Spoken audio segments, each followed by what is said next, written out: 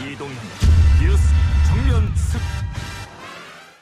자, 공수처장 후보 추천이 어제 결국은 9시쯤에 불발된 걸로 최종 결론이 났습니다. 매우 지금 납득할 수 없는 상황이 됐다. 정치의 연속성 상에 있는 것 같습니다. 공수처장을 임명하는 데 있어 정치적 중립성을 이렇게 높일 수 있는 아주 중요한 장치를 야당 스스로가 걷어찬 거기 때문에 지금 와서 보니까 그때 계획이랑 좀 달라졌네. 정의당은 한 대 얻어맞았고 이미 그 상황 속에서 그런데 공수처도 마음대로 해야겠다 이래가지고 법을 바꾸겠다고 하는 거는 애초에 그 합의된 안제차 그러면 안 죽으라는 얘기하는 거예요. 선거법도 결국에는 군소정당들에게 비례율을 좀 높여보자는 차원에서 개정을 한 거 아닙니까? 그 개정 취지를 무색하게 만든 건 사실 국민의힘 쪽이에요. 공수처법도 똑같은 절차예요. 자, 만일 민주당에서 법을 고치겠다고 하면 국민의힘 방법이 있는 건 방법 없어요. 공수처에 대해 가지고 공수처 공정한 기관이라고 주장할 수 있는 유일한 근거는 공수처장의 비토권이 있기 때문이다라고 결국에는 검찰총장도 내년 7월 되면은 아마 친여권 성향의 인사를 안 치려고 할 것이고 공수처장도 그렇게 하고 그다음에 법사위원장까지 가지고 있으면은 다 먹으려고 하니까 살찌는 거예요. 자, 공수처장 후보 추천이 어제 끝장 토론하겠다고 했었는데 결국은 9시쯤에 불발된 걸로 최종 결론이 났습니다. 5표를 받은 사람은 2명 있었거든요. 나머지는 5표도 못 받았던 거고 4표를 받았던 거고 5표를 받고 안 된 분들은 결국은 야당목 추천위원 2명이 반대했다. 그렇게 볼 수 있을 텐데 민주당은 마지노선이라 그랬단 말이에요. 어제가. 네. 앞으로 어떻게 하겠다는 겁니까? 결국에는 이제 공수처법 이렇게 되면 그 굉장히 선한 의도로 어떻게 보면 비토권을 야당에게 준 것인데 야당이 그 비토권을 무기로 사실상 공수처를 무력화하는데 악용하는 거라면 그 악용의 폐단을 없애기 위해서 어떻게든 공수처법을 개정해야겠죠. 이거는 이렇게 그 야당의 비토권이라는 굉장히 그 어떻게 보면 공수처장을 임명하는 데 있어 정치적 중립성을 이렇게 높일 수 있는 아주 중요한 장치를 야당 스스로가 걷어찬 거기 때문에 이거는 그 부분에 대해서는 나중에 분명히 역사적으로 평가를 받게 될 겁니다. 굉장히 부정적으로. 그러니까 저는 역사적으로 평가해야 될 부분은 우선 첫 번째가 이게 사실 왜 이렇게 됐느냐를 보면요. 작년에 패스트트랙 논란이 있었을 때 4+1에서 추진한 게 결국에는 두 가지 제가 항상 비교하지만은 세트 메뉴로 피자랑 광어회를 엮었어요. 둘이 전혀 원래 호환도 안 되는 상품들인데 선거법이랑 그 공수처나 이런 어떤 검찰 개혁안이랑 무슨 상관이 있습니까? 그게 원래 정치잖아요. 서로 간에 뭔가 그렇죠. 주고받고 타협하고. 그 바터를 통해 가지고 세트 상품 만든 거거든요. 네. 자, 근데 그 세트 상품의 정신이 뭐였냐면요. 선거법에서 소위 그 당시에 4+1에 있는 군소정당들이 어느 정도 이득을 보고 대신 그 여권의 핵심 이제 대선 공약이었던 공수처를 받아주는 모양새였거든요. 그리고 그 안에서 이제 군소 야당을 설득하기 위해 가지고 민주당이 내민 카드가 뭐였냐면은 자, 공수처장에 대해 가지고 당신들이 우려가 있는 거 안다. 그렇기 때문에 자, 선거법 이렇게 바꿔놓으면은 바른미래당이든지 정의당이든지 당신들이 의석을 많이 늘릴 수 있는 구조고 그렇다면은 정의당이나 아니면 바른미래당이 20석 이상 내가지고 교섭단체가 되면은 3교섭단체가 되면은 이 비토권이 결국 당신들한테도 하나 가는 거 아니냐. 그렇기 때문에 이렇게 2명의 야당 비토권을 두고 가자라고 했던 것인데 자, 그렇게 해가지고 합의가 된 거잖아요. 네. 진행했는데 나중에 하다 보니까 본인들이 선거법에서 다급해지니까 먼저 이제 선거법에서 위성정당 쪽으로 틀었잖아요. 보면은 국민의힘이 위성정당 한다고 하니까 자기들 틀었는데 네. 그러다 보니까 정의당과 틀어지죠. 이제 보면은 그러다 보니까 이거는 제 꾀에 자기가 넘어간 게 위성정당 만들 때 이건 감수했었어야죠. 우리가 위성정당을 만들어서 국민의힘 그 당시에 미래통합당에 대응하게 되면은 우리가 의석은 어쨌든 더 가져가겠지만은 정의당과 바른미래당이 그 교섭단체가 되는 것은 불가능해진다라는 걸 인지하고 그러면 공수처 할 때 나중에 좀 골치 아플 수 있겠구나 정도는 계산했었어야 되는 건데 지금 와가지고 의석은 가져가고 지금 와서 보니까 그때 계획이랑 좀 달라졌네. 정의당은 한 대 얻어맞았고 이미 그 상황 속에서 그런데 공수처도 마음대로 해야겠다 이래가지고 법을 바꾸겠다고 하는 거는 애초에 그 합의된 안제차 그러면 안 죽으라는 얘기하는 거예요. 반론. 사실은 매번 이렇게 어떻게 보면 선한 의도로 법을 만들었는데 선거법도 결국에는 이 어떻게 보면 군소정당들에게 그 비례율을 좀 높여보자는 차원에서 개정을 한 거 아닙니까? 그 개정 취지를 무색하게 만든 건 사실 국민의힘 쪽이에요. 먼저 그렇게 위성정당을 만들어버리면 이건 애초에 그 선거법 개정 정신에 전혀 정면으로 반하는 태도거든요. 그러니까 그렇게 해서 결국에는 그 우리도 위성정당을 선택하지 않을 수밖에 없는 그런 상황으로 몰고 갔지 않습니까? 그렇기 때문에 결국에 좋은 제도를 굉장히 나쁜 상태로 이렇게 악용하는 거죠. 근데 이번에 공수처법도 똑같은 절차예요. 그러니까 보면 굉장히 좋은 의도로 어떻게 보면 이 비토권을 잘 활용을 하면 앞으로도 새로 임명되는 공수처장이 있어서 정치적 중립성을 굉장히 높일 수 있는 제도인데 그 제도를 스스로 이렇게 걷어차는 거죠. 이게 굉장히 잘못된. 알겠습니다. 시간이 좀 모자라서요. 조금 더 하고 여론조사로 넘어가겠습니다.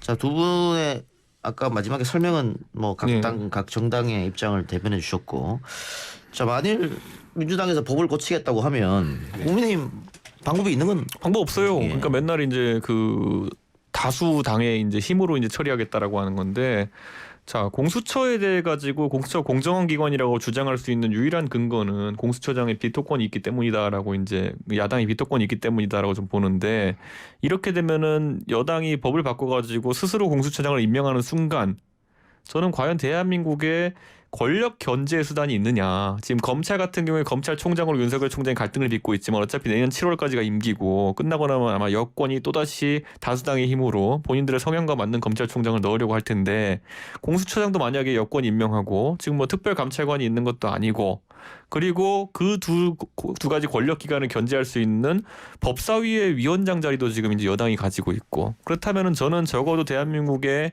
수사, 이런 검찰, 이런 영역에 있어가지고 과연 야당이 견제할 수 있는 도구가 무엇이냐, 저는 없다 보기 때문에 저는 여당이 그런 부담을 안고서라도 이거 법을 개정할지는 한번 지켜봐야겠습니다. 아니 그래서 그러면 국민의힘에서 추천하지 그랬느냐. 그래서 그 원내대표 그 지도부의 실책도 패착 아니냐 이번에. 저는 그래가지고 이번에 저희가 사실 국민의힘 측에서 저희 추천위원들이 그 하신 분 중에 김경수 변호사가 있거든요. 근데 이분 같은 경우는 검찰 출신이고 굉장히 고위직도 지내셨고 무엇보다도 동명이인 김경수 경남지사의 변호를 맡으셨던 분이기 때문에 오히려 여권 입장에서는 편향성에 대해 가지고 좀 우려를 덜 수 있는 부분이 있다, 저는 이렇게 봤거든요. 그래서 저는 물론 그분이 제일 좋은 선택이 아니라고 생각했기 때문에 여당 측 추천위원들이 표를 많이 안 줬겠지만은 그래도 이걸 빨리 출범시키자는 제도에 어쨌든 방점을 찍는다고 한다면은 저는 충분히 받을 수 있는 카드가 아니었느냐.